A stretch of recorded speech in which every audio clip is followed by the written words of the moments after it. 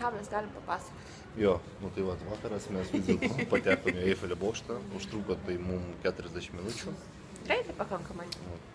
Šiaip buvo 2 valandą. Kažkur reikėtų laukti jo. Mes čia pysti štiktukas lietuviškas. Nu gan greit, žodžiu.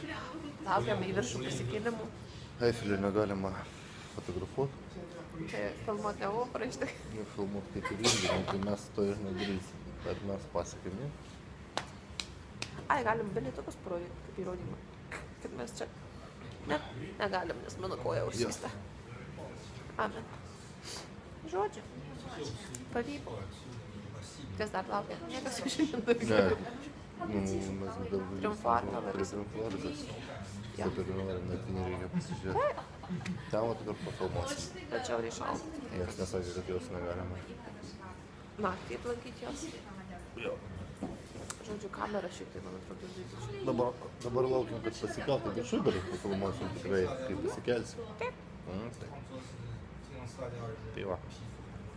Buvo malonu. Susitiksim viršui. Yes.